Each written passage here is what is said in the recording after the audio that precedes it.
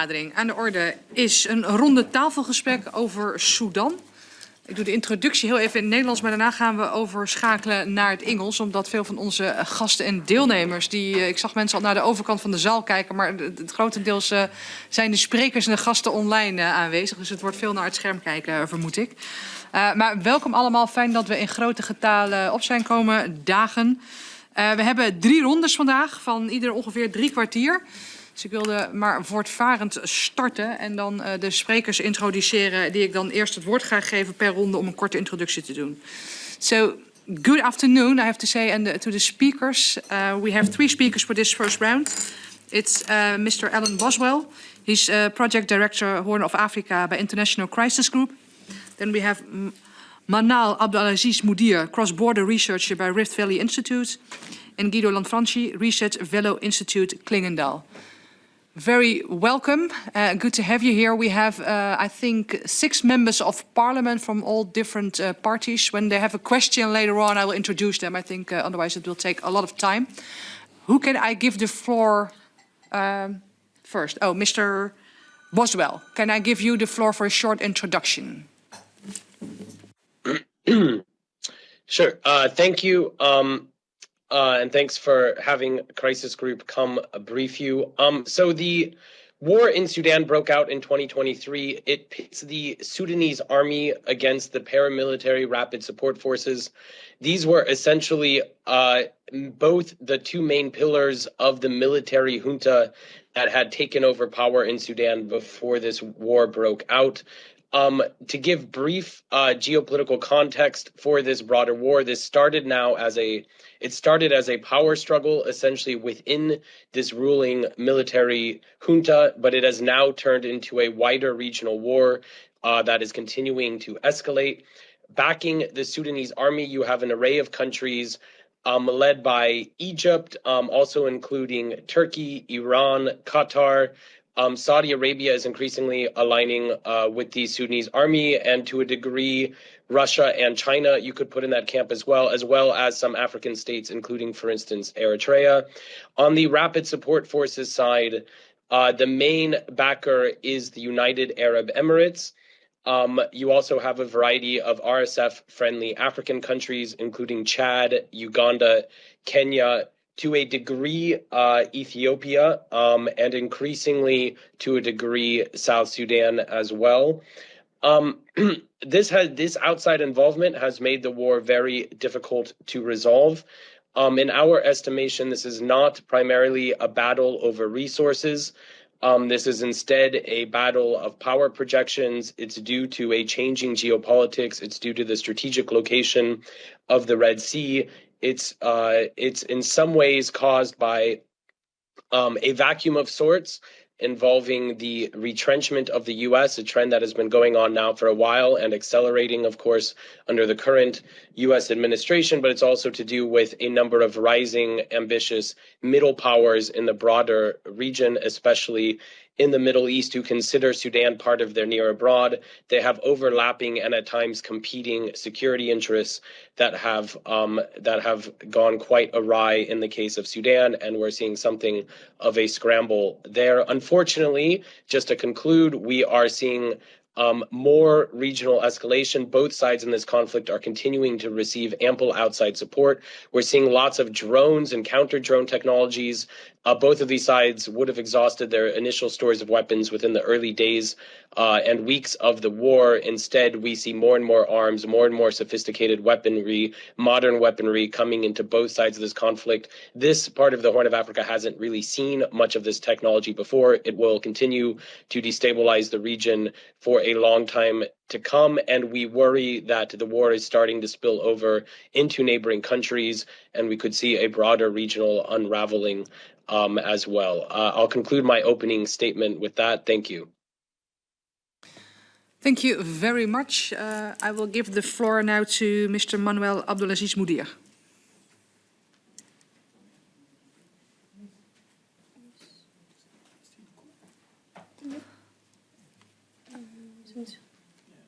Yeah, sorry. It was a miss. I'm sorry for that. Okay, okay, apology. My network's not okay, and I'm glad to meet all of you. My name is Manal Abdulaziz Mudir, a Sudanese cross-border researcher from the Nuba Mountain region, and I'm currently in the Nuba Mountains. Based on the invitation, I would like to share a brief analogy of what I've seen and what you guys sent to me.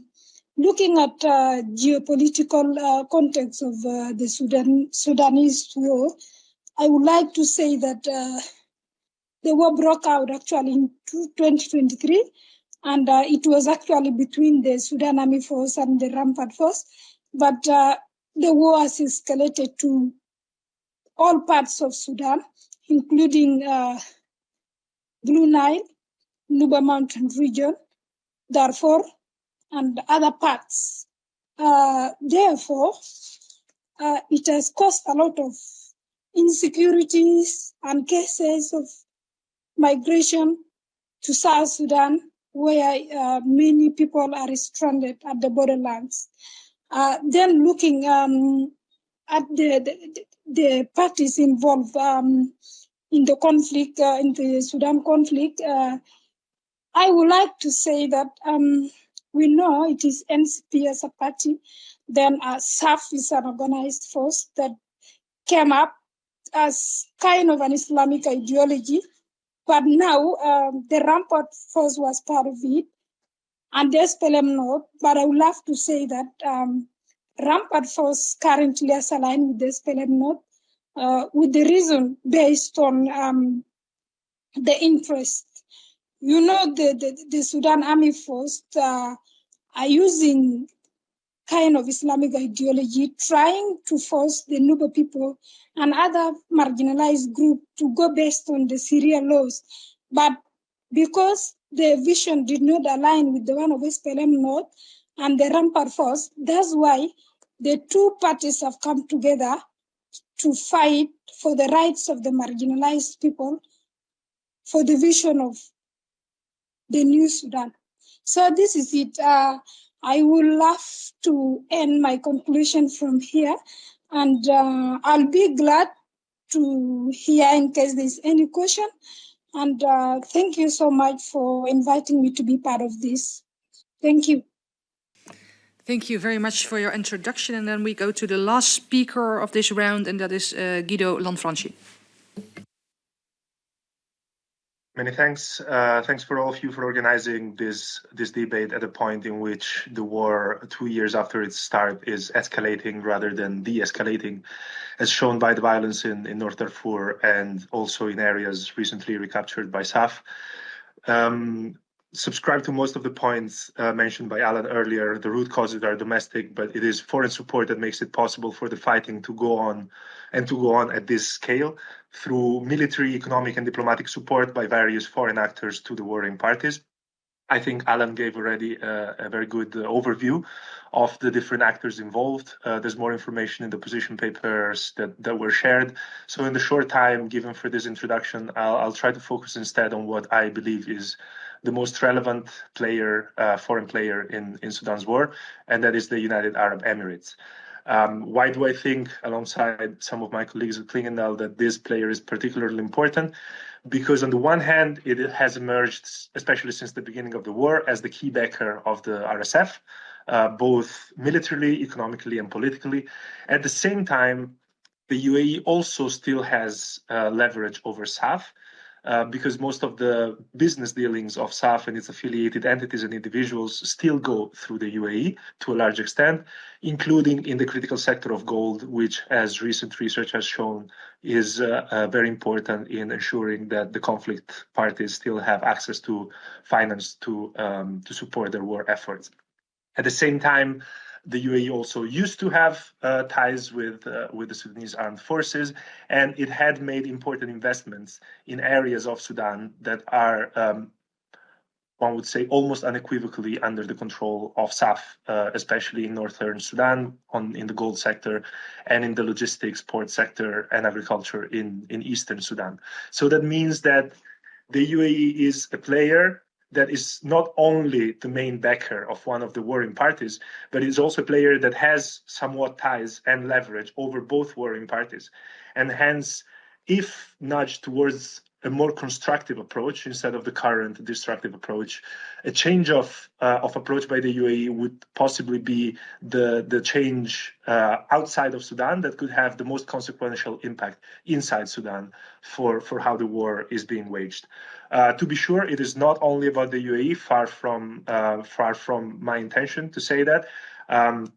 Other key parties include Egypt, the key backer of SAF, but also Saudi Arabia, which, as Alan was saying, is getting increasingly away from its position of a mediator and closer to one of the warring parties, notably the Sudanese armed forces. And the rivalries among these three countries in the broader geopolitical context do not help in terms of coming together and proposing a joint regional response, as this has become evident 2 days ago in the London conference, where disagreements among these parties led to a very watered down statement. Yet this shouldn't be, I believe, an excuse for international inaction.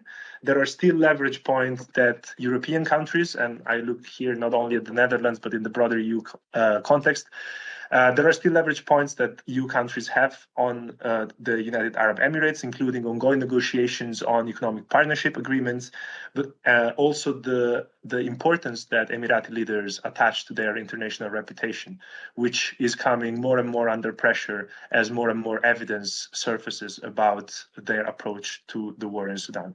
So these are leverage points that can be used, hopefully, to nudge to a different approach that may lead to a change of the dynamics on the ground in Sudan.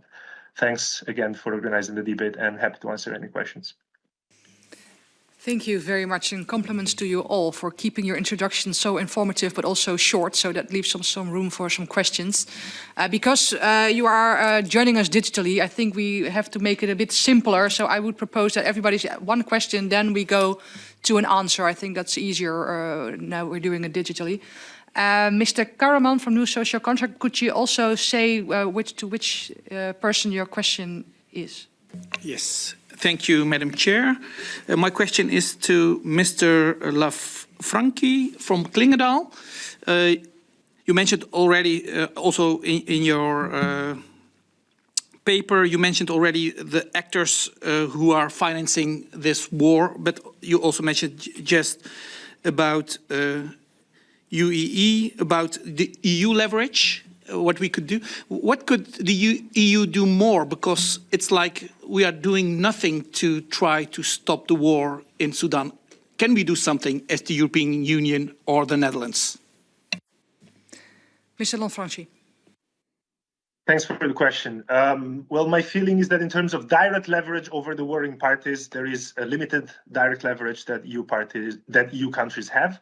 But there are different indirect entry points. One of them, as I mentioned, as I stressed in this in the introductory remarks, is to lean on partners like the United Arab Emirates that are having an approach that is definitely going against European interests. And so I think there should be an effort by EU decision makers to make clear that the approach that the Emiratis are having in Sudan is damaging for EU interests, besides being leading to an absolute humanitarian catastrophe on the ground.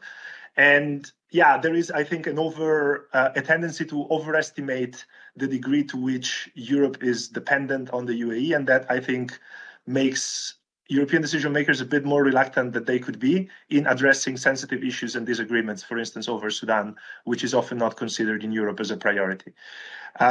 There's also other ways that in which the EU can do something, and one of them is to be more careful in the tracking of certain key value chains and commodities, like gold especially, but also Gamma Arabic, that have been proven to be linked to conflict and to the conflict parties. There are regulations in place, but often these regulations are either excessively lax, especially in certain countries that are key hubs, such as, for instance, the Emirates for gold. And that leads gold that comes, for instance, from Sudan and from other conflict areas to be recycled into international markets because the rules of provenance are excessively lax or laxly enforced. So there are institutional frameworks in place from the EU in terms of the tracking of value chains for critical materials, and a stronger action on this, including vis-a-vis partners such as the Emirates, could also help to reduce the likelihood that international market dynamics finance the conflict in Sudan. I hope that answers the question. Thank you very much. Then we go to Ms. Dobbe. She's from the Socialist Party. Thank you, Madam Chair. I have a question for Mr. Boswell, because you mentioned that there are arms and technology like there has never been seen before in Sudan. For example, different kinds of drones you used as an example.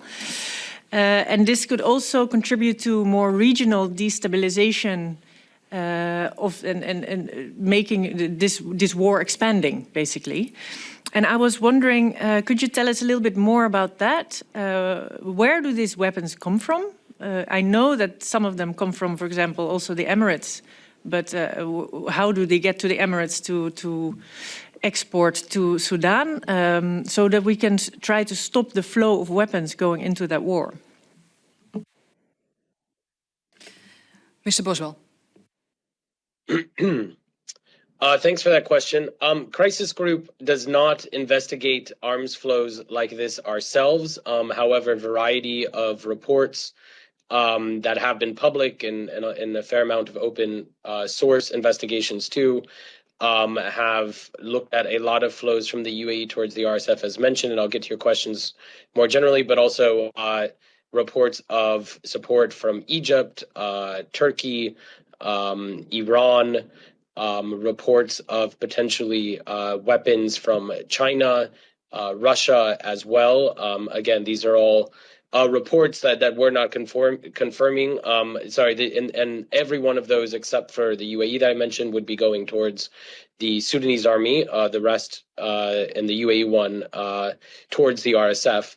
The report suggests that the RSF, and I'd say widely it's seen within the broader Horn of Africa region where I work, that the flows towards the RSF go through multiple different points. There have been accusations it goes through Chad, through at times Libya, Uganda, parts of Somalia. These are all sort of routes, and it seems like there have been several routes used. People who've investigated it have described these routes as so heavily used that they essentially equate to an air bridge. Thank you very much. Then Mr. Ram for the Party for Freedom. I would like to ask a question to Mr. Boswell as well. Maybe you can also enlighten us more about the interests that the European countries have in this conflict, and what leverage points we have also to, in your view, to the countries, the players involved. Mr. Boswell. Thanks for that question. The Sudan sits at a very important place and not far from Europe. It is on the Red Sea, which of course is a very important waterway for Europe. Its war basically brings together actors from all the way from the Sahel all the way over to the Gulf and Levant. It's also very near the Mediterranean as well. And like we said, the regional nature of this war risks expanding as well. So we do think it's a war that should confront Europe as something that Europe should help try to resolve. The EU is active through its EU special representative in efforts to try to resolve the war, both within Africa and within the Arab world and broader Middle East among countries that are involved.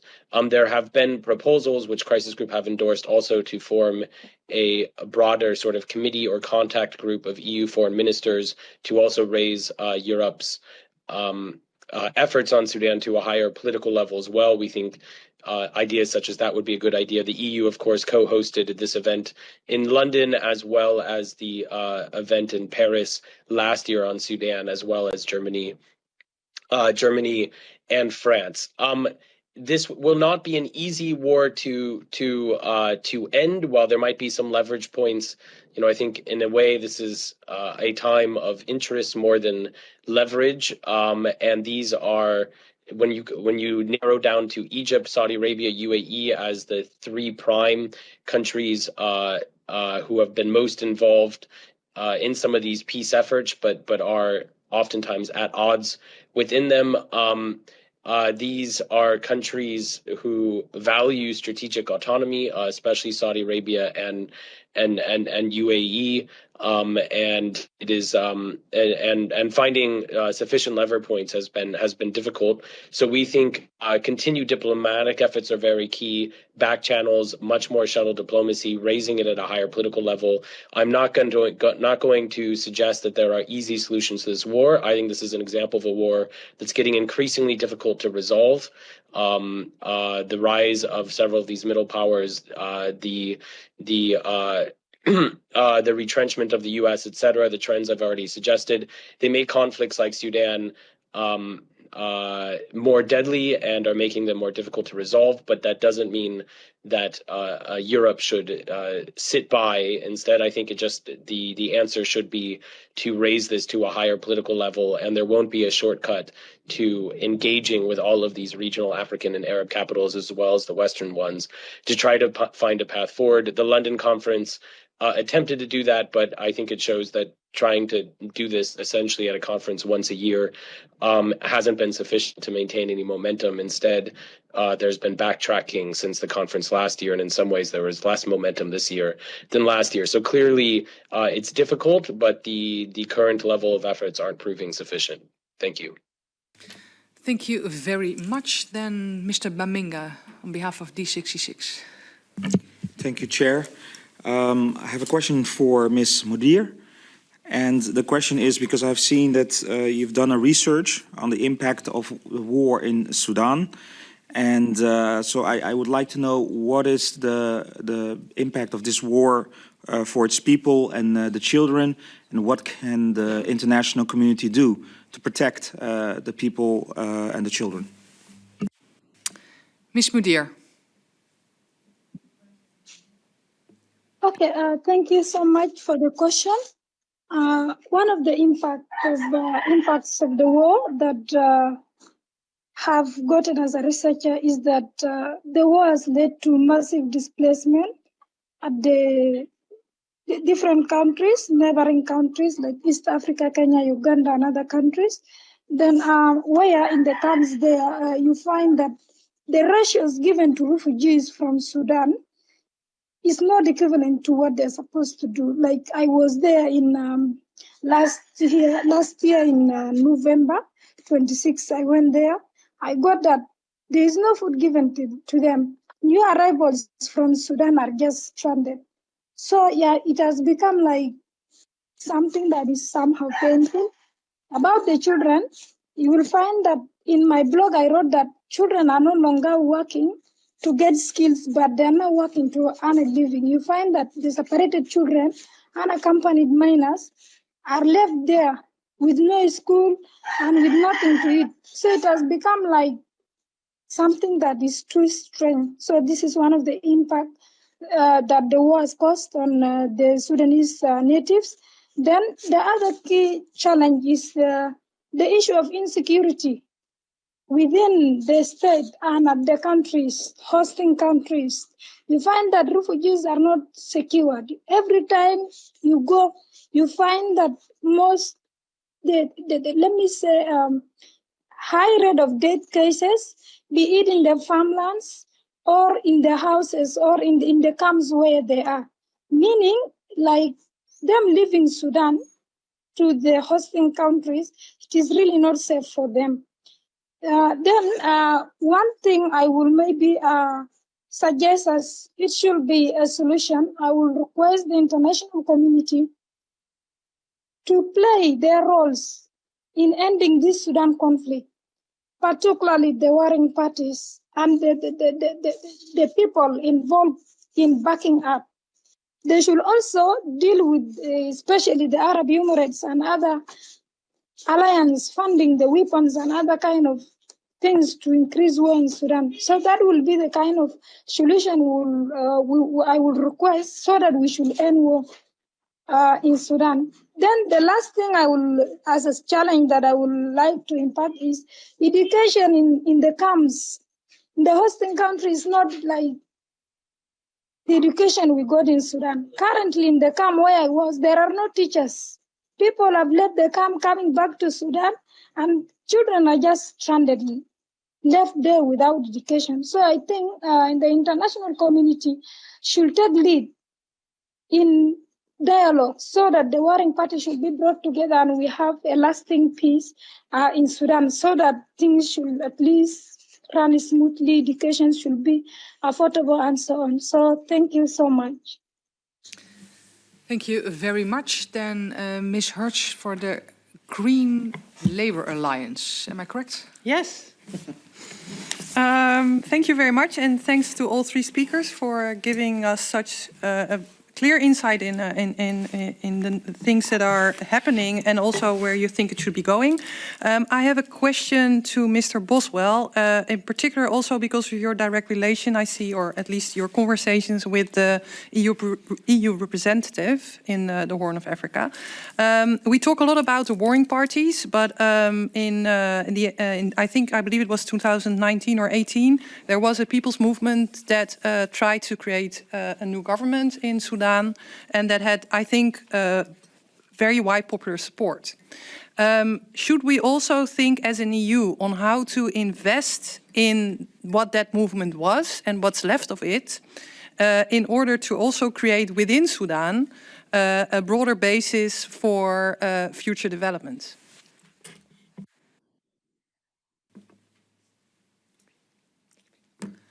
I didn't get to whom the question was raised. Mr. Boswell? Mr. Boswell. Thank you. Yes, as you mentioned, this has been quite a roller coaster of a few years for Sudanese. They did rise up and overthrow Bashir, the 30-year dictatorship of Omar al-Bashir, and then had a brief tenure of civilian rule, at least on paper civilian rule, before this military junta and then the civil war. So it's been quite a few years. I don't think ending the war, the problems of Sudan will of course be solved solely through investing in the Sudanese youth who did rise up and overthrow Bashir. But for sure, one of the disappointments I think of this war is there's not been more support towards some of these networks. Some Sudanese will say the only semblance of the state that was left in places like Khartoum was essentially these revolutionary networks that were called resistance committees, and then they took up, they are closely linked to what became the emergency response rooms as they became known. These are the ones who set up food kitchens sort of throughout Khartoum and other places to continue feeding Sudanese, as well as doing other basic services that had been lost when the capital collapsed. One direct answer to your question is that most of these soup kitchens were U.S. funded.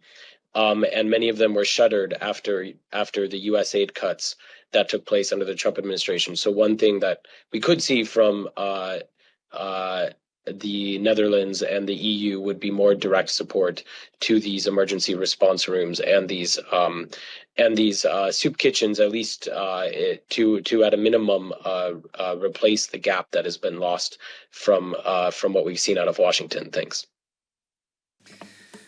Thank you very much. That brings us to a second round of questions from the colleagues. I think we have a quarter of an hour still left, so I think there is some room. So I'm looking at Mr. Karaman if he has a follow-up question. No, Ms. Dobbe? Yes, thank you very much. I don't know, I'm still thinking about who I should ask this question to. But can you say something about the situation in Darfur right now? Also with regards of how can we knowing that there's so much outside involvement in this conflict, so it's not only the warring parties, but it's all these countries around that are also involved in this conflict, how we can re-establish something like humanitarian corridor within this geopolitical context there. So at least we can ensure that the minimum of humanitarian aid can reach people who are very much in need there. But I'm not sure who I can address this question best to. Maybe Ms. Mudir. I don't know. Ms. Mudir.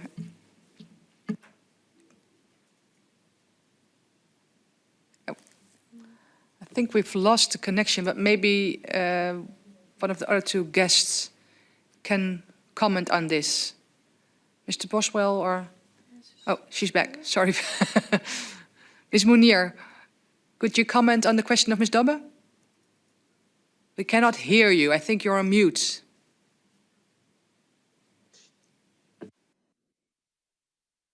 Can you hear me? Yeah, we can hear you. Thank you. Yeah, sure. Thank you for the second chance. What I know about Darfur, we know that there is war still now in Darfur, and I may not have enough information politically, but I will instead refer you people to the Sudan Funding Alliance. You will find there that there are like 24 parties involved in signing that agreement, and Abdel Fattah is one of them, the head of Darfur. You will find that their parties are there and they are involved. So much of things will be gotten in that constitution. So I may not have that much to give for now. Thank you. Maybe one of the other two guests could comment on this. Mr. Boswell, I see you nodding. Yeah, sure, I'd be happy to. One of the scandals of this war has been that there are, of course, funding gaps, but actually when you talk to some of these UN agencies, they say funding, even though there's huge shortfalls, hasn't been the problem. The problem is they're not able to access the people who actually need the food. And the bulk of the starvation happening in Sudan right now is in Darfur. And there has been a lot of challenge with both warring sides to get food there. The Sunnis army has often, for a while, blocked cross-border food deliveries because this was going into RSF-held areas. But then they also say the RSF puts up exorbitant basically charges exorbitant fees to go into the. There's widespread looting, etc.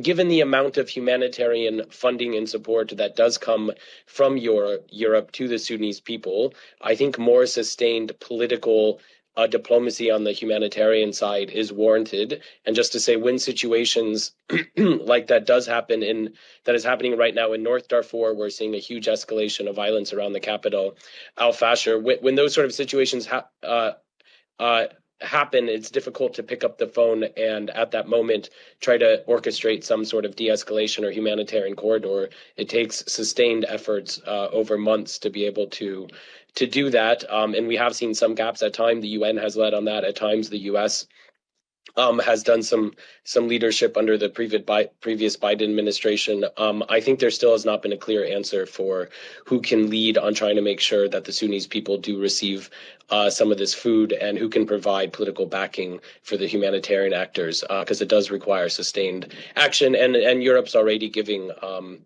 plenty of that support, and then sometimes that funding is not able to actually reach the Sudanese people because of these obstacles. Thanks. Thank you And very perhaps, much. Yeah. Oh, sorry, if I may, just to add that what we have seen in the recent escalation in Al-Fashir and in Zamzam camp is also not only challenges to the delivery of humanitarian aid, but direct attacks by RSF and allied militias against humanitarian operators, including the targeted killing of the only remaining health operators in one of the largest displaced camps for IDPs nearby Al-Fashir.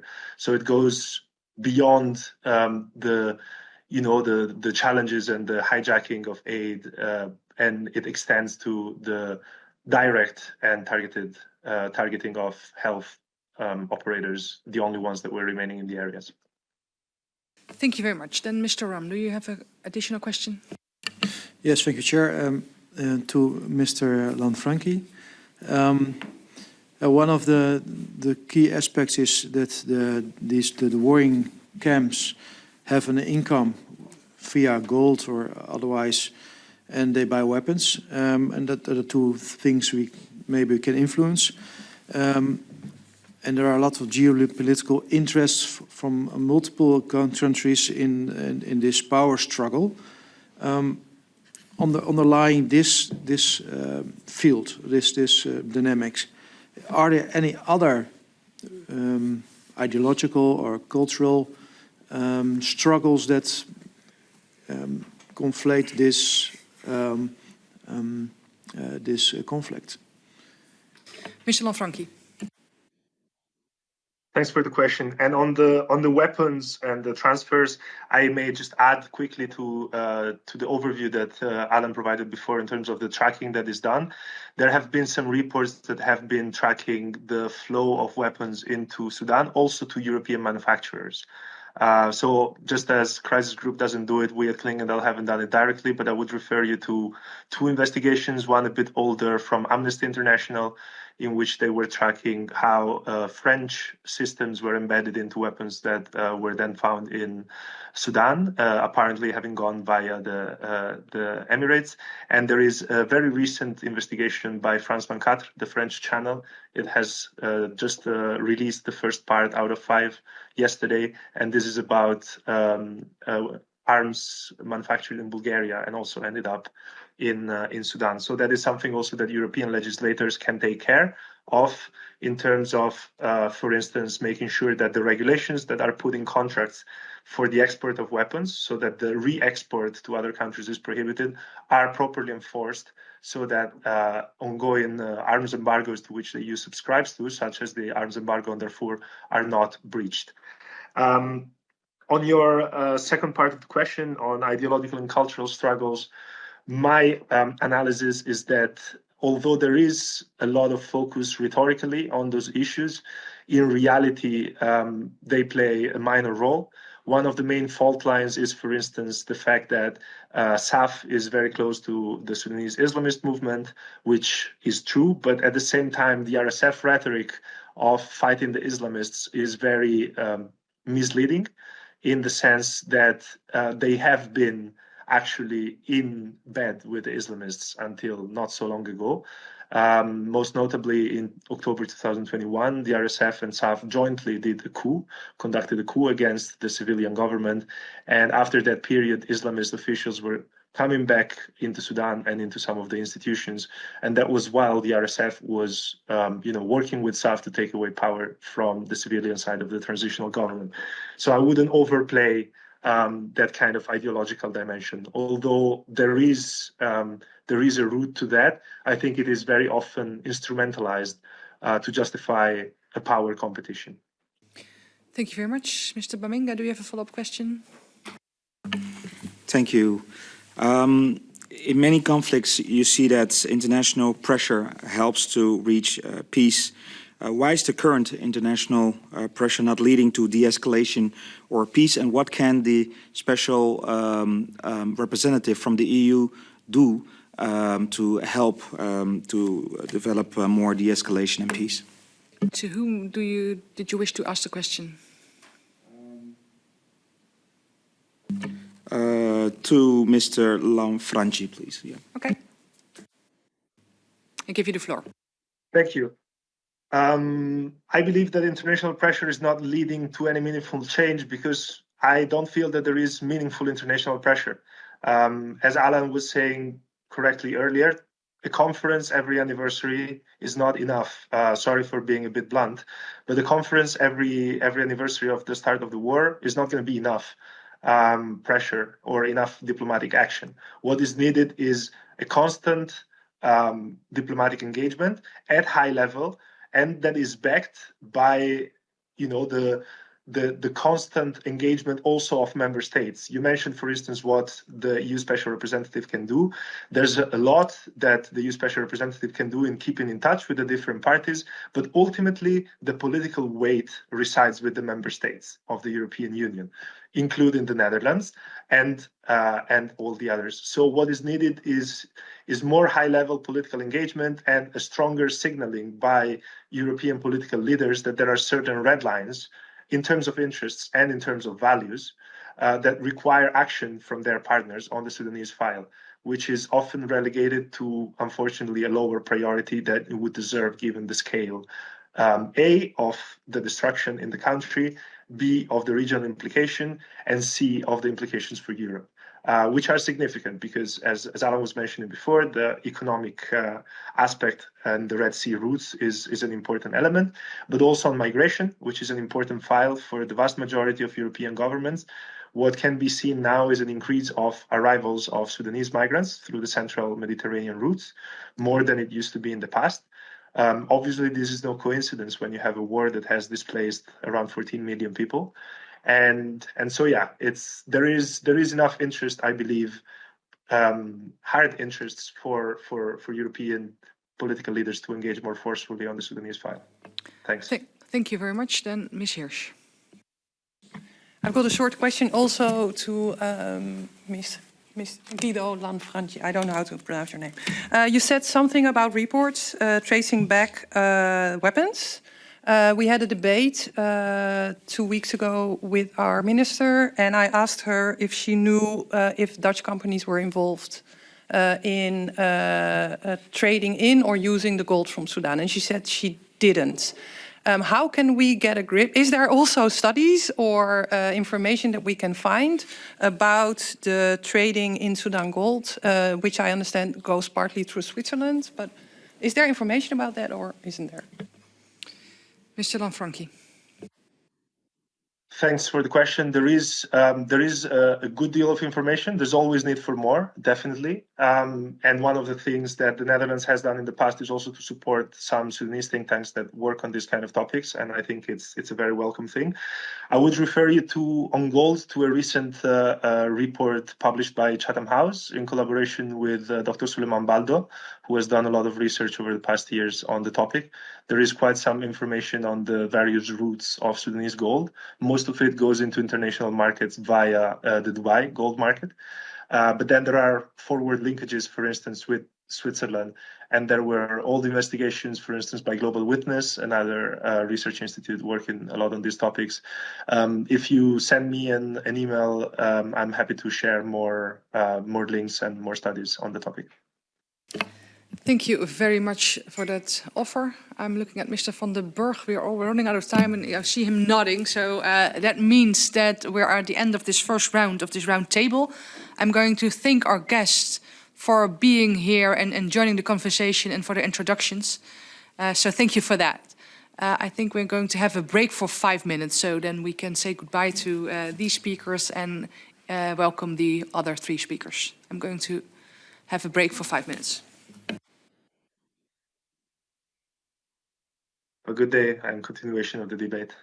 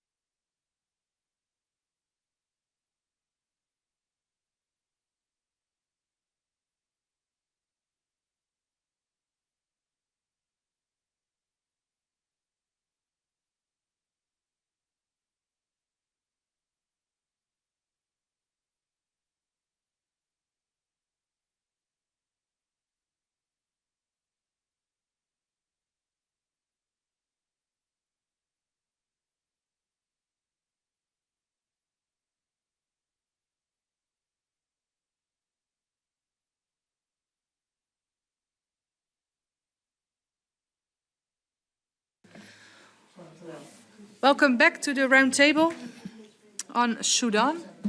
We are here for the second round for this round table, and it's about the humanitarian situation in Sudan. We have, again, 3 guests. One is joining us here in this room. This is Mr. Santema. He's Acting Director Disaster Response bij de hulporganisatie ZOA. We have online with us Anthony Neal, Director of Policy, Advocacy, Communication by international NGO safety organization INSO. And then I think we're trying to establish the connection with the third speaker, Halal Al-Karib, Regional Director by CISA Network in Africa. We're hoping that the connection will be created shortly, but I think because of the time, I think we have limited time, we can maybe start with the first introductions. And I will ask Mr. Santema to give his short introduction. Thank you, Chair. Good afternoon, everybody. I'm grateful for this opportunity and for the invitation. So, my name is Hilke Santema. I'm a humanitarian aid worker for ZOA, which is an international organization active in various crisis situations around the world, assisting people affected by conflict or disaster. Today, I sit here with a heavy heart. Every day we are confronted with the immense impact of this war as we speak. We are active in East Darfur, South Darfur, North Darfur, as well as the east of the country in Gadaref, Kassala and Jazeera. I was myself in Sudan late last year, and I've done this work for over 10 years, and I've been to many different crises around the world, and it's always very difficult to compare. But the things I've seen, the stories I've heard in Sudan is beyond imagination.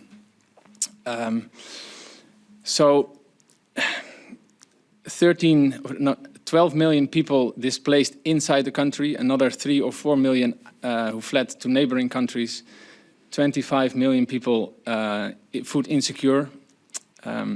This is the biggest humanitarian crisis of this time, the biggest humanitarian catastrophe of of this moment. It's not only when I came back to the Netherlands, I had a really difficult time to be here again, because of course in this work you are somehow you're confronted with extreme levels of humanitarian needs, of suffering. But what this crisis makes it different is the scale, the scope, the size of this crisis is just. It's hard to convey this to you. But what I've seen is just that we are completely overwhelmed as humanitarian organizations at the moment by wave after wave of displacement, the hunger crisis, the killing of aid workers, as was also mentioned the previous block, the atrocities that are committed to civilians. And if that is not enough, on top of this, we are currently also confronted with severe cuts, reductions of aid budgets. So, yeah, that's the heavy heart I have at the moment when talking to you here.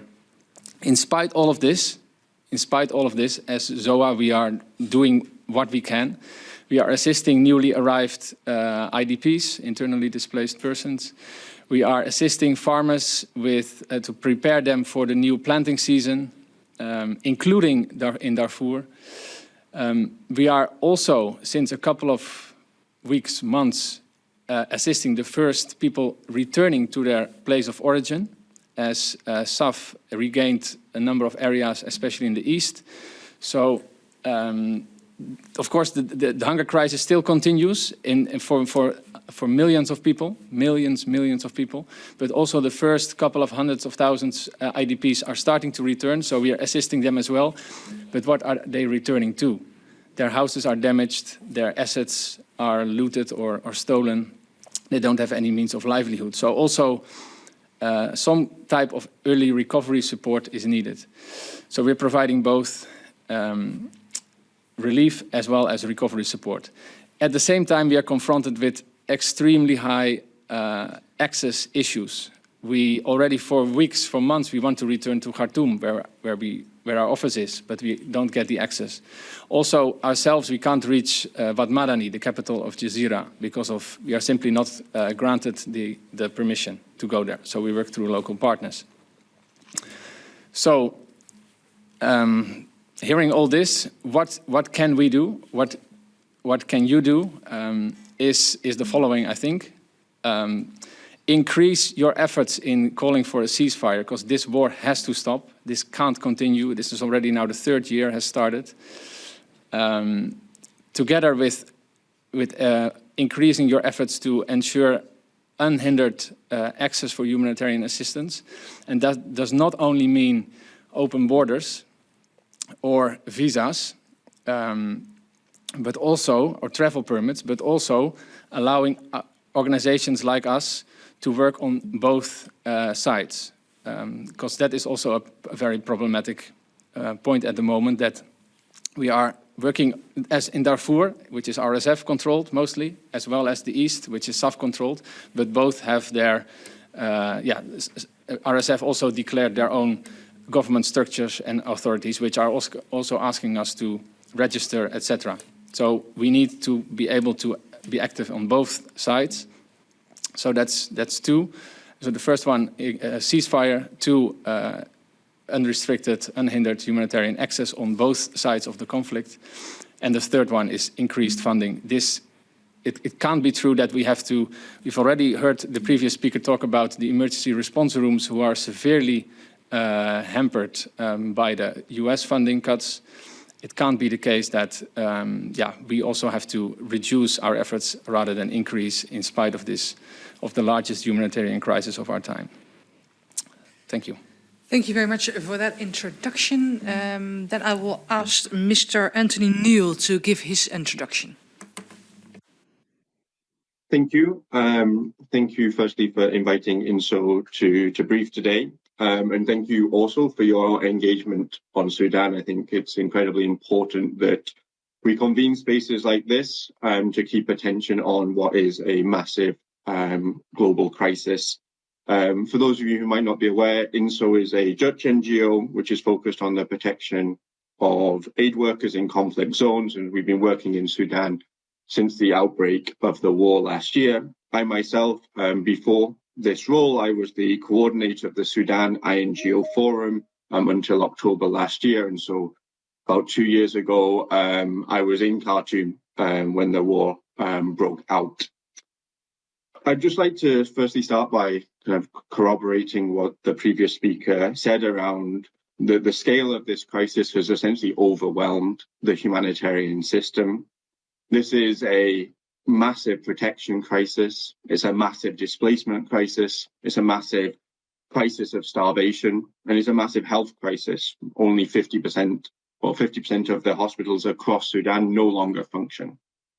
All of these crises are happening simultaneously with a very challenging access environment, which has effectively overwhelmed our capacity as humanitarian actors to respond to the scale of the need. I think it's helpful to articulate that the war in Sudan is not just a war that's fought between SAF and RSF, but it's a war that's actively being fought by both of those parties to the conflict against the Sudanese population and against civil society. In the last 9 months, we as INSO have recorded that attacks by SAF and RSF have killed over 3,500 civilians.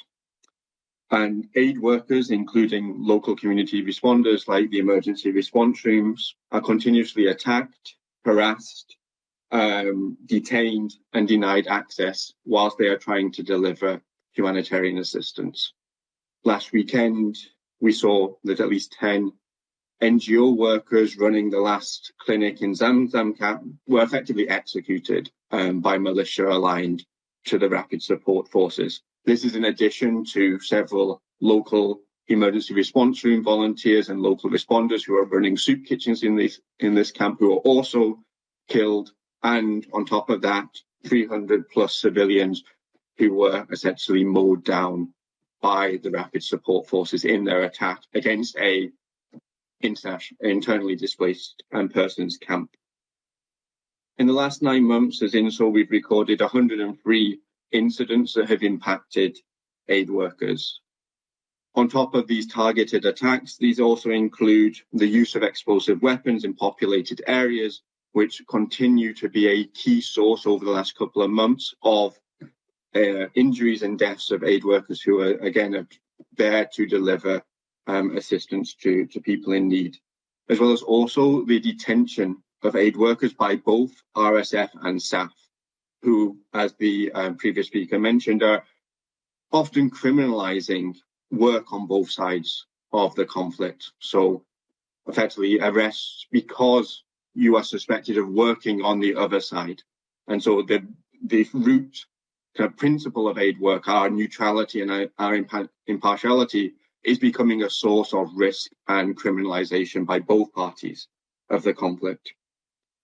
Those local responders, those emergency response room work volunteers, as well as medical professionals, are specifically at risk. And what we've seen as SAF have made gains is also retaliatory attacks against those civilians who've been providing assistance in the absence of the international aid community in RSF-controlled areas.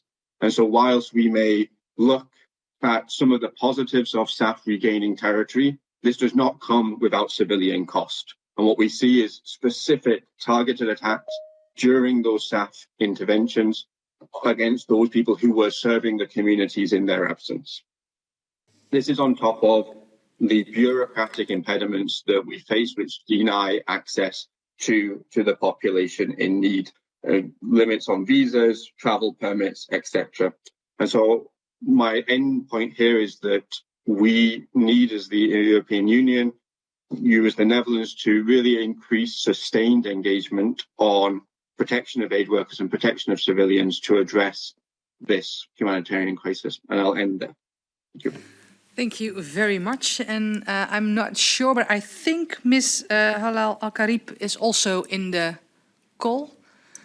So if you are, could you please give a short introduction? Welcome. Thank you very much. My name is Halal Karib, and I work as the Regional Director of the Strategic Initiative for Women in the Horn of Africa. And my organization has been working in Sudan for the past 20 years. We are a women's rights organizations and a network for grassroots women organization that works in Sudan and across the Greater Horn of Africa. Now, for the past 2 years, this ongoing campaign of atrocities against Sudanese people, it has been beyond anyone's imaginations. The level of violence and the scales of atrocities that has been applied against civilians, particularly women, girls, and children, has exceeded any boundaries, I would say. And this has basically, it didn't happen in a vacuum. It happened based on a long history of impunity, where perpetrators of violence in Sudan have enjoyed that for the past 22 years. The atrocities that has been committed in Darfur for over 22 years, the delay in justice and accountability, and often, glorifications of perpetrators, has to a large extent enabled this violence and allow perpetrators a lot of confidence to use civilian bodies and to use women bodies as, as a tool of war and as a strategy of war. My organization primarily works on protections of women and girls. And since the first day of the war on April 15, we have been documenting crimes of conflict-related sexual violence against women and girls. The Rapid Support Forces particularly has been entering the capital, particularly Khartoum, homes door to door, and reports of conflict-related sexual violence, documented reports of conflict-related sexual violence have reached us.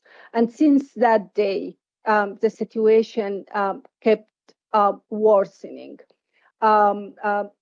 conflict-related sexual violence is the epicenter of this war. It has been used previously and is still being used in Darfur as a tool for forced eviction, as a strategy for land grabbing, and as a strategy for domination. And it's extended across Sudan, where women and girls' bodies were used, as a strategy of forced evictions and for humiliations of communities and dominations. The ramifications of this are huge, massive. My organization's up to date has documented 375 cases of conflict-related sexual violence. 90% of those cases are committed by the Rapid Support Forces. The highest documentations we have based on our access and location is in Al-Khartoum and Al Jazeera. But there is a large number of cases, over 200 cases we have documented in North Darfur, but it's unfinished documentations due to the challenges of communications and access to the victims. The problem we are encountering in our protections efforts is the lack of support and the lack of resources and the lack of technical skills that's available to extend support to victims of conflict-related sexual violence. Mental health is a huge crisis. 25% of the cases of conflict-related sexual violence we have documented committed against children below the age of 18. I should have mentioned that the other 10% of cases, and the number is not fixed, it keeps changing. So, we are anticipating as Sudan Armed Forces, affiliated militia gaining ground, there will be more cases coming from other actors. But this is the data that we have so far. Thank you very much. Can you come to a conclusion? Because we want to have some room for questions. Oh, absolutely. I just want to say that, issues of civilian and protections over and again, issue of civilian protection, it proves to be critical, and the matters of, the fact that this is a crisis of protection, as the previous speakers has stressed, it's really the center of this conflict in Sudan. What's happening right now in Zamzam, and what's happening to civilians who are walking, out of Zamzam in their own, getting killed and getting raped, to try to access safety without any support and without any protection, speak clearly to this disaster that is currently we are living in. Thank you very much for your introduction. Also the vivid images of the situation currently in Sudan. So thanks for that. I'm going to propose that each of you have one question. And again, just like in the first round, please also state to whom you want to address the question. Mr. Karaman. Thank you, Madam Chair. My question is to Mr. Zantema. You raised about the increasing of funds for Sudan. And I also read in your position paper that there was a conference on Sudan 2 days ago. Could you say what the Dutch are pledging and if they're keeping also on their pledges regarding help to Sudan? Yeah. Ms. Santema. Thank you. Thank you for this question. The Dutch have always been a very faithful donor for Sudan in the past years. Currently, for us, as I speak for ZOA, we are receiving funds through the DRA, the Dutch Relief Alliance, for Sudan. So the support I mentioned, I refer to people returning to their places of origin. We are doing this with DRA funding. We also have funding through the embassy funding. That is more longer term, assisting people with preparing them for the next harvesting season, next planting season. What we also see is that the Dutch government is always pledging a lot of funding through the UN channels, especially through the pooled funds. This is sometimes we can also access this funding, but what we see is that it takes much more time and it's much more difficult, and there are many more strings attached to this than compared to the DRA. The DRA, especially the acute crisis mechanism of the DRA, is a very effective and very direct and straightforward way of financing humanitarian assistance. Within 24/7 hours, we can come from plans and budgets to start of the assistance. So my pledge would be to use the DRA for this more instead of UN funding, including pooled funds. Thank you. Thank you very much for that. And Ms. Dobbe? Thank you so much for all your introductions. I have a question for Ms. Al-Karib, because you described very clearly about the violence against women, girls and children, and also the culture of impunity that made this possible. And this is the reason why this is happening. I was wondering if there are, in your experience in working there and talking to people as well, are there initiatives or experiences that we can learn from that are successful in fighting impunity and helping victims of sexual violence right now? Ms. Al-Karib. Despite the fact that the former Sudan President al-Bashir and many of his regime members has been indicted of conflict-related sexual violence by the International Criminal Court. However, the process of justice is very slow, and al-Bashir has not been, in court until now due to the fact that the Sudanese government has been reluctant to hand him in, and of course the processes of local justice is extremely poor. Having said that, we really think that the support and the investment in the International Criminal Court to continue, its investigations and on the case of Darfur is critical, in extending protection to the people of Darfur.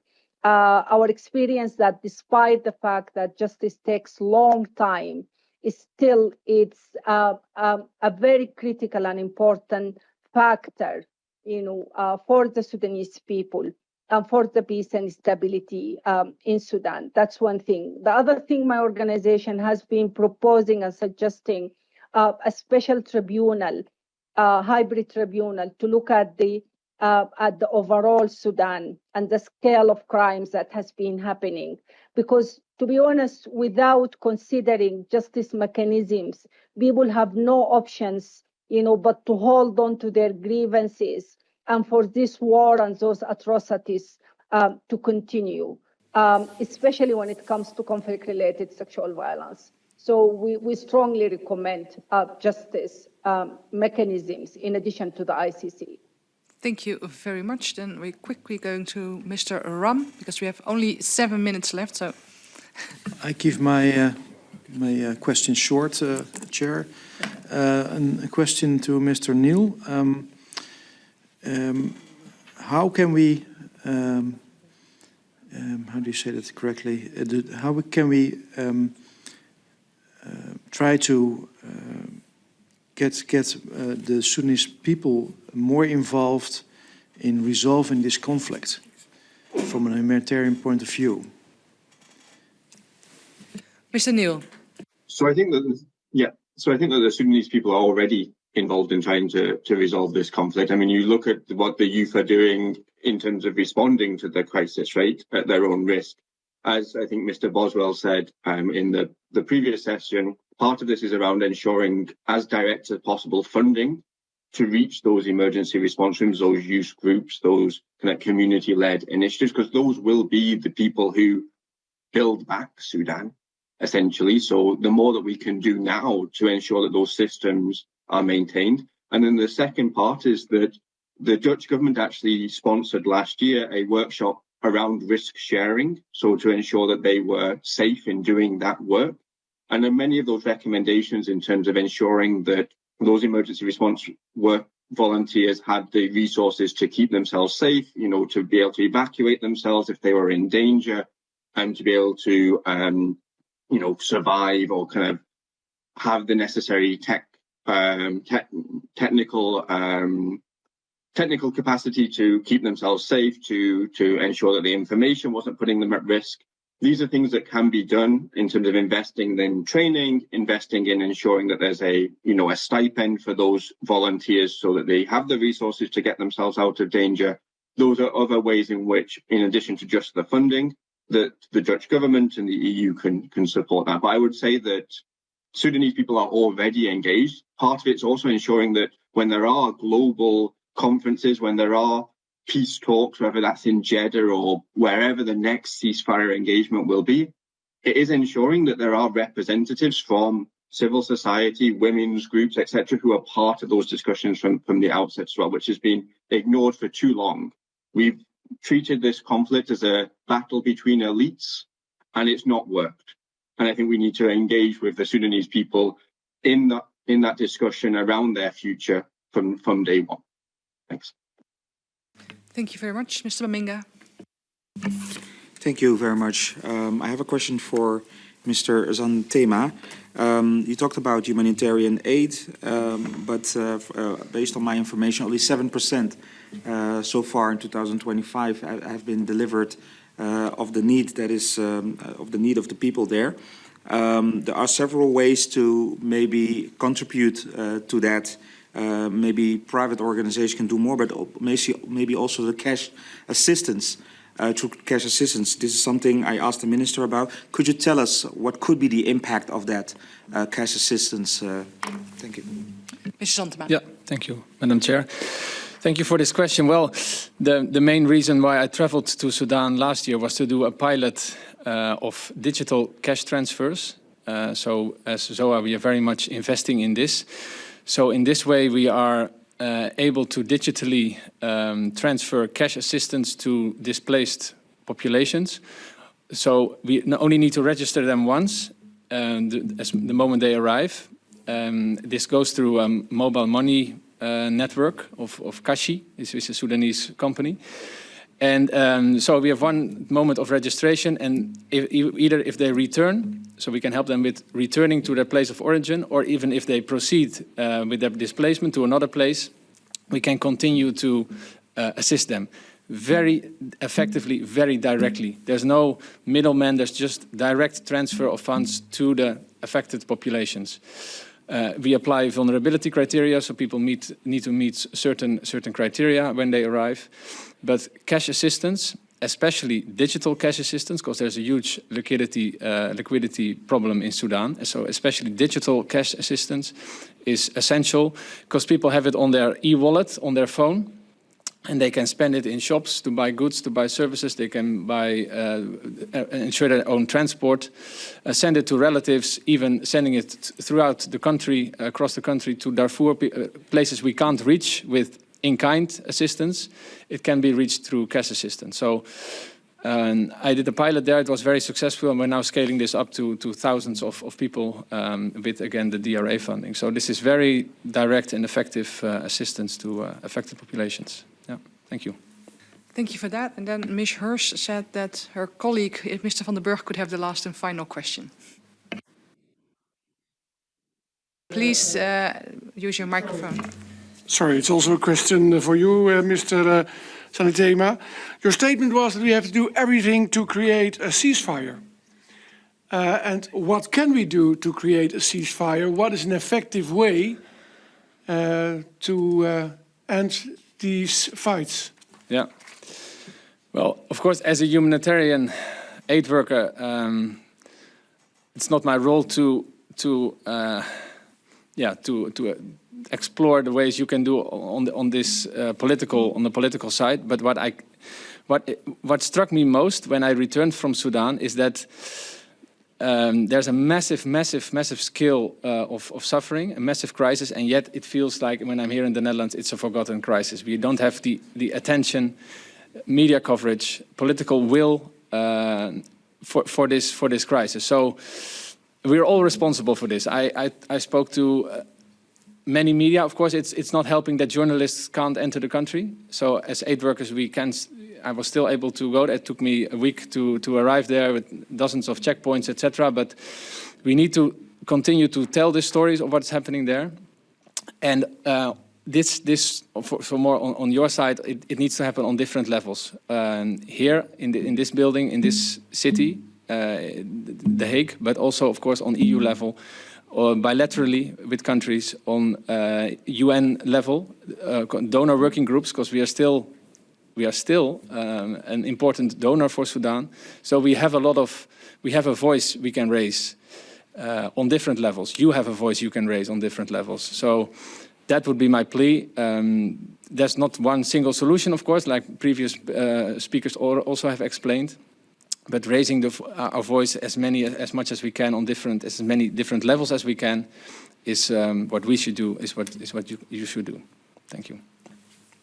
Thank you very much. I'm looking at Ms. Hirsch because we have still a bit of time. So if you want the question, then I'm going to be honest. I had a couple of questions about that actually have been answered. So I can repeat mine. Then maybe I can shortly give the floor to Mr. Neil for maybe he has some last observation, and then Ms. Al-Karib. Thanks. Maybe then if I have just two minutes just to talk about what then next can be done. In addition to what's been said, I think a concerted and coordinated effort to push for a moratorium on administrative impediments for the next 3 months. The next 3 months are a critical window for Sudan before the rainy season.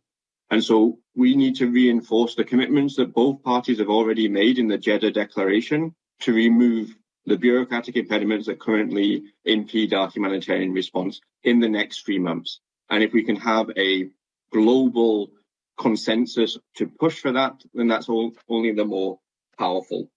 Then, as I said before, I think pushing for more accountability for international humanitarian law violations is critical, and this requires sustained engagement, right? Sustained political engagement. And maybe in addition, I think where we've seen protection work in Sudan, the small cases where we've seen it work, it's around supporting local initiatives, local negotiations, and taking those to scale. But again, it's not one-off. This needs sustained support, sustained political engagement, elevating those issues and supporting those negotiators on the ground. So if there's one thing to end with, it's sustaining that engagement. Thank you. Thank you very much. And then Ms. Al-Karib. Well, I would really encourage the Netherlands government and the European Union to invest on grassroots civil society and grassroots women groups inside Sudan. That's critical. It's not a side or peripheral groups. Those are central. Those are the people who are literally saving lives. So I would really like to encourage the Netherlands government to invest on the protection of civilians by investing on human rights defenders, on women at the front lines, on volunteers at the front lines. Those are the people who are really saving lives, and they are the ones who are contributing to peace and stability of Sudan, because their presence is countering militarizations and militarism. And so far, there has not been any kind of investment on those groups, very, very minimal. I would like to urge the Netherlands government and the European Union to take the matter of Darfur very, very seriously and to start discussing, a peacekeeping on ground if we are talking about the stability of Sudan. The situation in Darfur is highly complex. There is a lot of foreign actors involved. There is a flow of arms that's happening regularly to the region against the Security Council resolution and against the will of the international community. And I don't think without the stability of Darfur, we are going to see a stable Sudan or a stable neighboring country. Finally, the Netherlands must hold, and the European Union must hold the perpetrators of conflict-related sexual violence accountable. The least, we are collaborating and we are open to collaborate with the Netherlands government and with the EU on this matter. And there is a lot of evidence that indicates the matters of conflict-related sexual violence, which is really the center of this conflict. And that will send a clear message to the perpetrators and will contribute largely towards ending this violation. Thank you. Thank you very much, and thank all of the three guest speakers for their introduction, but also having this frank discussion with us, and so we have a better understanding of the humanitarian situation and what is needed. Thank you for that. We have a third round that will start in 5 minutes, so I will have a break for 5 minutes.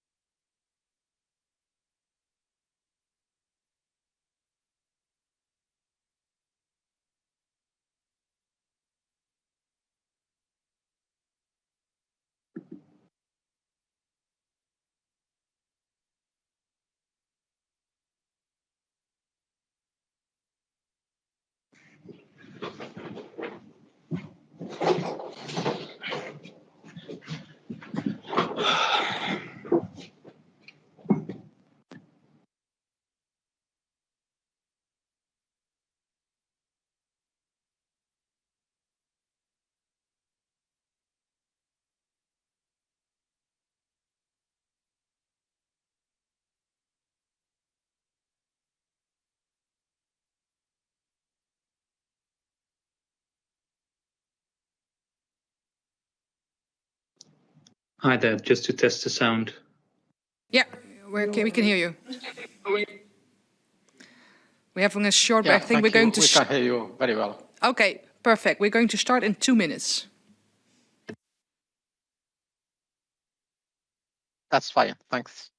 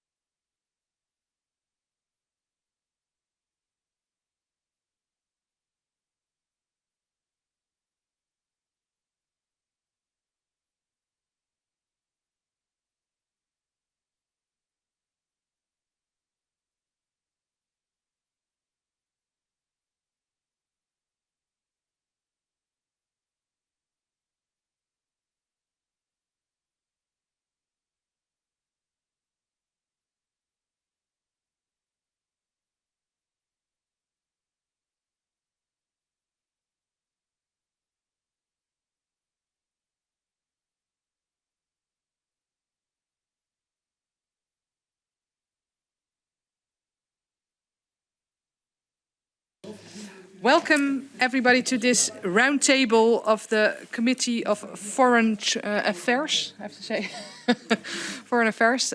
We are in the third round and it's a roundtable about Sudan. We have for this round half an hour and we have two guest speakers.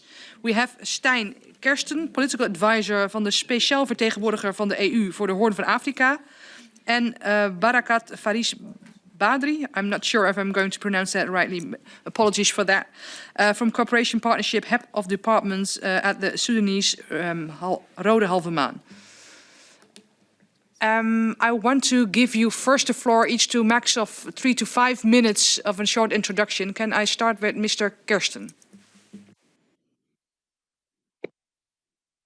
Thank you, Chair, and good afternoon. Many thanks for providing me the opportunity to engage with you on behalf of the EU Special Representative.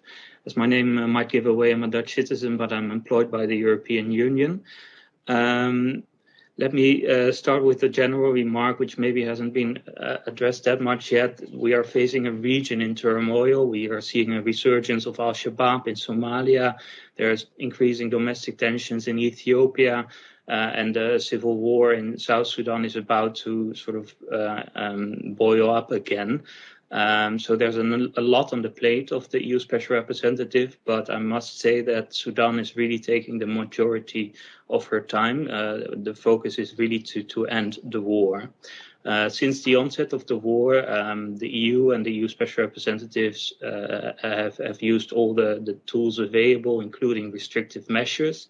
The EU Special Representative herself has focused on three main areas. The first one is the security level. The EU Special Representative, or EUSR as we say, is in constant contact with the two generals, telling them to stop the war, offering them off-roads to negotiation tables, and basically telling them that there's no military solution to end this conflict. We also have our own initiative, but I'll get back to that. Then the second one is the political level. The USR shuttles between various capitals, multilateral organizations, and so forth in an effort to streamline mediation efforts that are ongoing. There are many initiatives, as you already heard. Thirdly, the EU engages on the civilian segment, and I think it was also mentioned in the first part of this roundtable that Sudan needs to return to a civilian transition, and that civilian transition was ended when the two generals that are now fighting committed this coup together. And one day the war will end, and for us it's important that at that point the civilians will be ready to take over, and that we don't face another decade or multiple decades of military rule. Let me very briefly zoom in on an initiative that we have employed on critical infrastructure. We are currently finalizing an agreement with the two belligerent parties on this. It's going to be called a Declaration of Commitment to the Protection of Critical Infrastructure in Sudan. It's quite a mouthful, but what it comes down to is that this will be a declaration signed by the two parties in which they commit to, firstly, the maintenance of critical infrastructure, such as water, dams, and reservoirs. Secondly, a non-aggression pact, basically the belligerents promising them that, they won't bomb the dams. And thirdly, and also very importantly, it also commits to a platform where the parties at the technical level would engage to discuss the issues under this declaration. That would be the first sort of real contact that we were trying to establish. So this agreement would really contribute to protecting civilians. There's a strong link with the protection of international humanitarian law, and importantly, the region is really behind it. We started at this rather technical, you could say lower level, but we've done that because we've support from both Egypt and the Emirates, who have both their own interests, but they both, circle around this initiative. So there's a lot of support, and we're quite hopeful on this. Thank you. Thank you very much for that introduction. Then I will invite Mr. Barakat Faris Badri to have his introduction. Oh, thank you very much for having me with you in this very important event. We as Sudanese, I'm going to talk on behalf of the Sudanese Red Crescent Society as humanitarian actor currently doing huge, I would say, job to save life of the population in Sudan. We have been supported by the entire Red Cross movement, and we are acting as neutral and impartial and independent organization. That's why we have full access to all part of the entire country in its 18 state of Sudan. We are providing service, and life-saving service to the millions of people who have been internally displaced in Sudan. You know, this crisis brings Sudan to be the biggest and worst humanitarian crisis over the globe. And that's why millions of people that are really left behind need assistance. That's actually what we are doing, but we are quite unable to save or to provide assistance to all people due to the insufficient resources so far we had. We are talking about 9 plus 5 million people internally displaced in Sudan, and also another 3.5 million cross the borders to go to the neighboring countries as refugees. And that's why we always talk about this the biggest humanitarian crisis in the globe. But in terms of support, in terms of also in the media, it is really not well reflected in the globe. And that's why there are only insufficient resources being provided to save life of the population in Sudan. As Sudanese Red Crescent Society also, we normally working in the very hard to reach areas, and we only depend on our volunteers whom really recruited from within the communities of the whole Sudan. And that's why we are only now, say, only humanitarian operating in the whole entire states. And we are not only providing assistance from the Red Cross movement, but also we have been a partner for the UN to deliver service when it is possible for us to have any assistance from UN. And that's why also we are the local actor making a partnership with the UN agencies, including different UN who are providing service to the people of Sudan. In general, I would say Sudanese civilians, they're really in a very difficult situation because they don't have full access to the basic service, including food, including health service, including also water. And of course, on top of that, the protection. And that's why we also emphasize our effort to focus on delivering the basic services, including integrated service, and also wash and health service, and on top of that also protection service to protect civilians in Sudan. I would just finally, I would just would like to mention one point regarding the access. I would say that SRC, our Sudanese Red Crescent Society, is able to access people in need, including Darfur, including those who are in Al-Fashir, where we have, this terrible situation in Zamzam IDP camp. But again, the only concern I would say is insufficient resources so far mobilized by the international community. I will stop here and thank you very much for giving me the opportunity to express myself. Thanks. Thank you very much for that introduction. Then I will give the floor to the members of parliament. I will give them the floor one by one for a question. And as we did in the previous rounds, please also mention to which of these two speakers you want to address your question. Mr. Karaman. Thank you, Madam Chair. My question is to Mr. Faris Badri. I think I read in the Dutch newspaper that the Red Cross was stopping their help in Sudan because it was unsafe to do. Could you explain a little bit what's happening in Sudan if you will prolong your services in Sudan? Thanks for the questions. Sudanese Red Crescent Society, being the Red president of the country, we are here since the beginning of the conflict, and we continue up to date. And that's, I would say that we really also operating in quite challengeable situation. And up to date, we missed more than 20 staff and volunteers whom being killed upon doing the job. 16 of them are killed in duty, and that's why we feel this context and this environment is quite difficult and quite unsafe for people to operate. But despite all this, Sudanese Red Crescent Society, we are continue operating because this is a country of ours, and we have to continue helping people, and also we are well connected with the communities. But when you say Red Cross stop operating, I don't know what do you mean by which Red Cross, because we coordinate with the all movement partners in Sudan, including participating national societies, including even Netherlands Red Cross, who are really supporting us, including Federation, IFRC, and also International Committee of the Red Cross.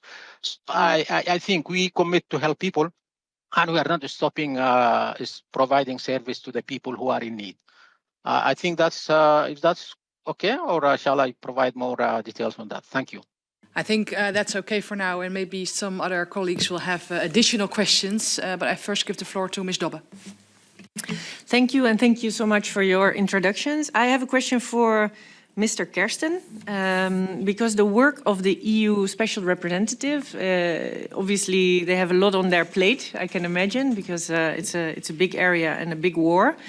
I was wondering, in the previous session, we heard about the external influence of other countries on this conflict.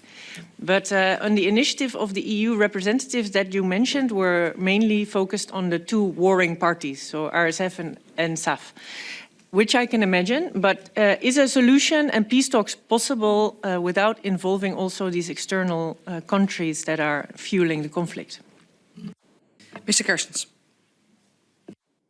Thank you for that question. I think it's both. I mean, this is a war between the two belligerent, between two generals, and they are the ones that need to end it. So obviously, a big part of our focus is on that. But as you also said, the region is playing a major role. I mean, I think the UAE was mentioned, but also, you know, Turkey, China, Egypt, other countries.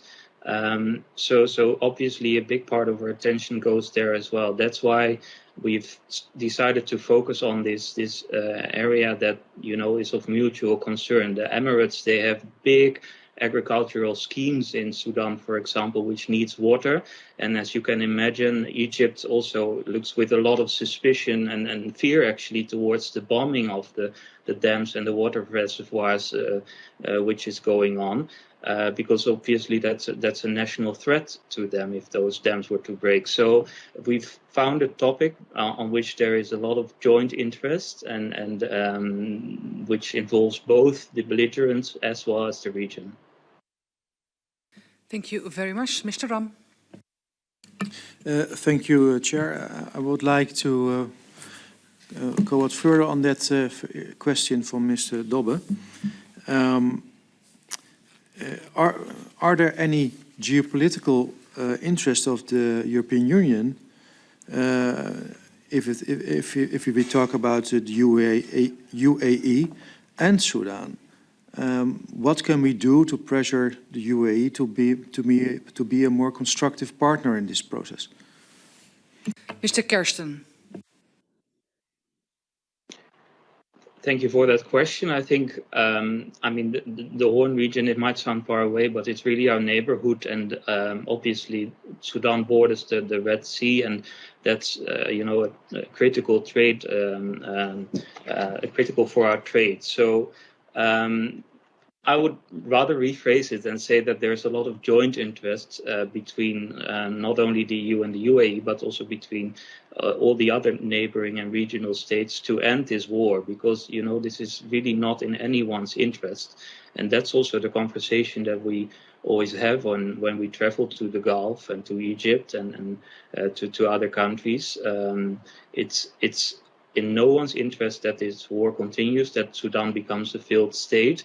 And we must use all of our leverages on the various sides to force them or leverage them towards talks towards a negotiating table. Thank you very much. Then, Mr. Bamenga.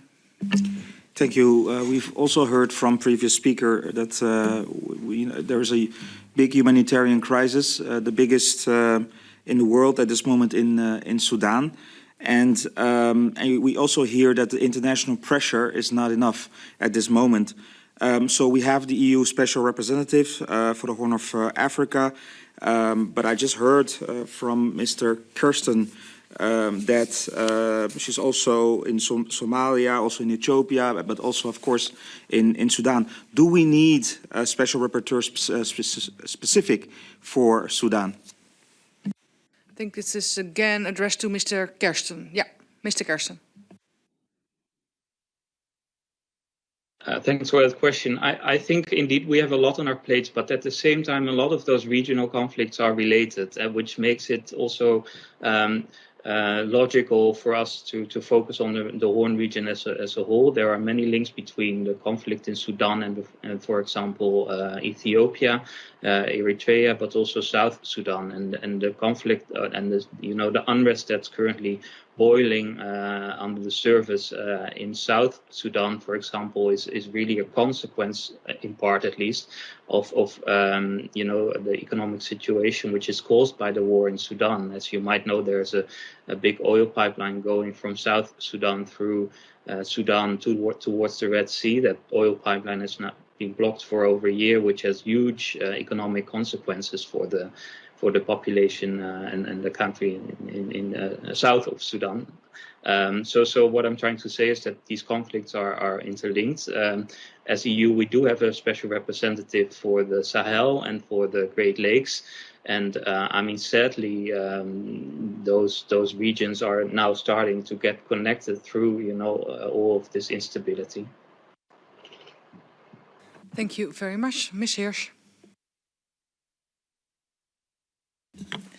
I also have a question to Mr. Kersten, although, yeah, okay, let's do this.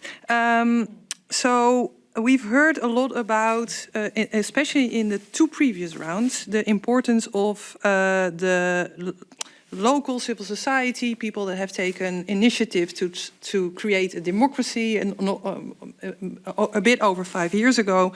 And we've also heard that exactly that civilian segment, as you call it, has been defunded and has not had enough attention in peace talks, etc.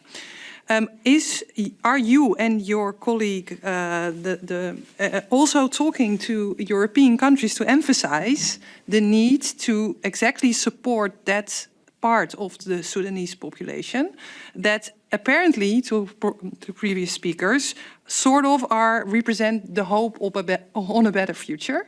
And if so, as a parliament, what can we do to strengthen that voice? Mr. Kersten.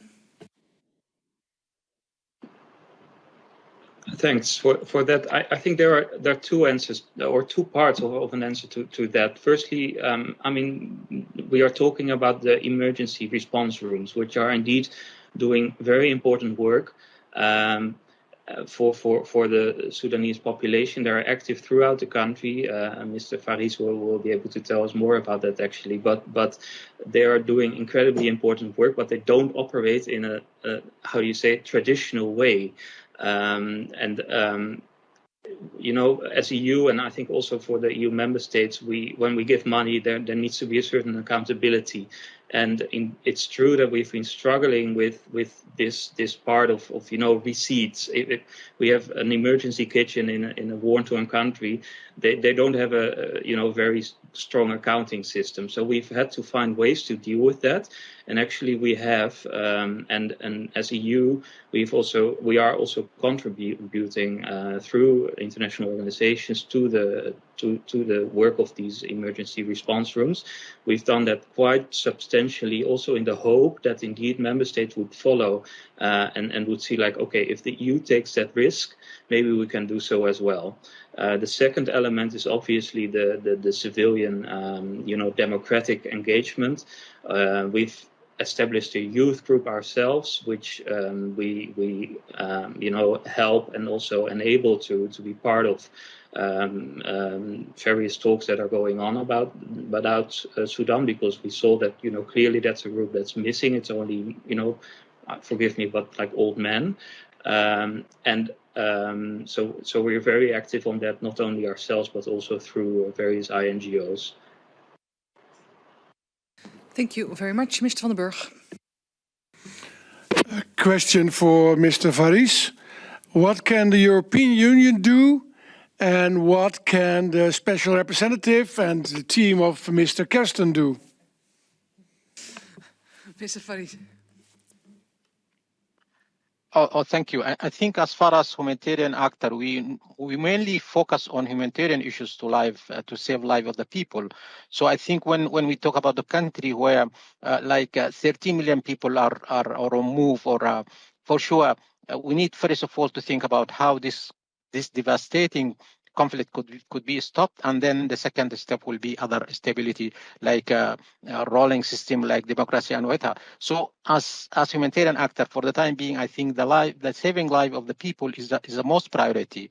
And those people without, I would say, without protection, without assistance, for sure, they are dying on daily basis. And we have reporting very massive and very unbelievable situations of the vulnerable people, including children, including elder people, including whatever. So I think if you could focus here in this part, that to save those people in need, and then later on, our colleague in EU, he's saying that political issues, I'm not going to comment on any political, but as far as I am my concern and my colleague and the movement, let us focus on saving life of the people at this point. And to do that, we need also more resources. And of course, we need all the effort, including from EU and others who are really supporting the population in need here in Sudan and others. Thanks.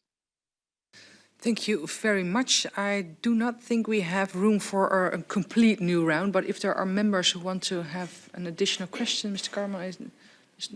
Dobbe? Yeah, we have some room, but... Ms. Dobbe.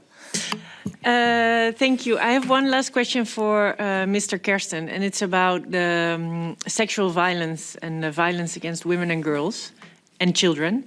And I was wondering what kind of initiatives is the EU representative promoting to ensure accountability and avoid impunity? And what is successful and what is not successful, and how can we support that? Mr. Kersten. Thanks. That's a tough one. Of course, the situation and the reports that we get are harrowing, and I think I'm in the diplomatic part of the EU, and not so much the programmatic part, but I'm sure that through various pieces of funding there will be support for the INGOs that are active on it. What we can do is, when we speak to the belligerents and when we speak to the neighboring countries, is address those IHL, international humanitarian law violations, and make sure that we show that it's not forgotten. Of course, we also have the restrictive measures as a discouragement, or as at least an attempt to try to change behavior. And then lastly, I think I would add that the support to the ICC is very important in this regard as well. Maybe that's also a bit of an answer to the previous question, what the Netherlands can do. Obviously, the ICC is based in The Hague, and it's doing very important work in the field of accountability. So that would also be part of an answer. Thank you very much, Mr. Ram or Mr. Baminga. Ms. Hirsch. Yeah, Ms. Hirsch. In the first round there, Mr. Kersten, you briefly said there is nobody has an interest in the war. In the first round, there were some other signals that, for example, people that rely on trade in gold have an interest in what's happening, and also there's of course a battle going on around the influence of the Red Sea.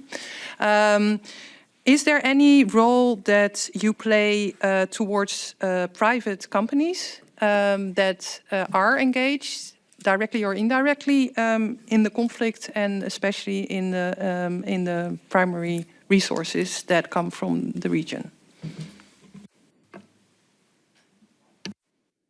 Please take the floor. Yeah. Thanks. I mean, where there's a war, there are people who are benefiting from it. It's very tough, of course, because this happens very much in the shades.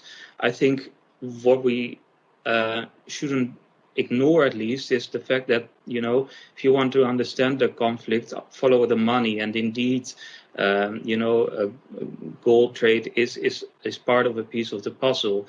It's very hard for us to be part of to have a discussion with those very illegitimate actors that are involved on that. But I mean, still, even if you talk to governments and to leaders in the region and you address it, then that's the least we can do. Of course, if there are specific entities that, you know, come on the radar of member states, then there's always something to be done about it. But it's really not that easy. But I will repeat that.